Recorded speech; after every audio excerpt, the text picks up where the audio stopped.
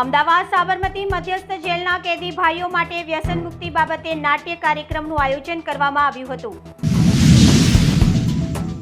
અમદાવાદ ખાતે જનમન પાર્ટીએ રાષ્ટ્રીય લોકદળ પાર્ટી સાથે એકીકરણ કરતા તમામ પદાધિકારીઓ RLD પાર્ટીમાં જોડાયા હતા।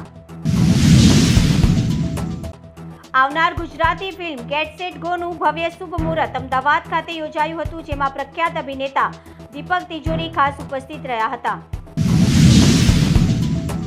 ફિજીમાં નોકરી માટે ભારતીયો માટે સરળ બન્યું છે, જેને લઈને ગાંધીનગરમાં ઐતિહાસિક વિઝા સેમિનાર યોજાયો હતો।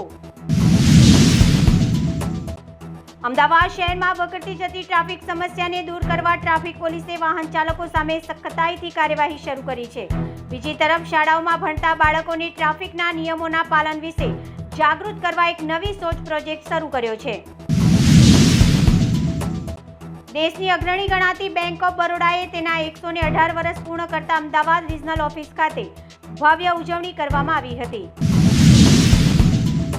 ભુજ શહેરના છત્રફળિયામાં એક ચોંકાવનારો બનાવ સામે આવ્યો છે, જેમાં 75 વર્ષની વૃદ્ધ માતાએ પોતાના દીકરા અબ્દુલ્લાની હત્યા થયાનું નિવેદન આપતા સમગ્ર વિસ્તારમાં ચકચાર મચી જવા પામી હતી।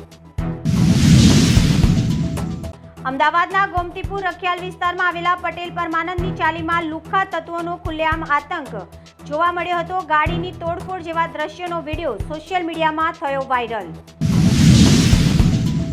કલોલ તાલુકાના ઢે વાસરડા ગામની પ્રાથમિક શાળામાં એક ગંભીર સમસ્યા સામે આવી છે। શાળાના મુખ્ય દરવાજા આગળ મોટી સંખ્યામાં રખડતા ઢોર જોવા મળી રહ્યા છે। ગાયોનો આખલાનો શાળાના મુખ્ય દરવાજા આગળ જમાવડો જોવા મળ્યો, જેના કારણે વિદ્યાર્થીઓ, શિક્ષકો તથા વાલીઓ શાળામાં પ્રવેશવામાં ભારે મુશ્કેલીનો સામનો કરી રહ્યા છે।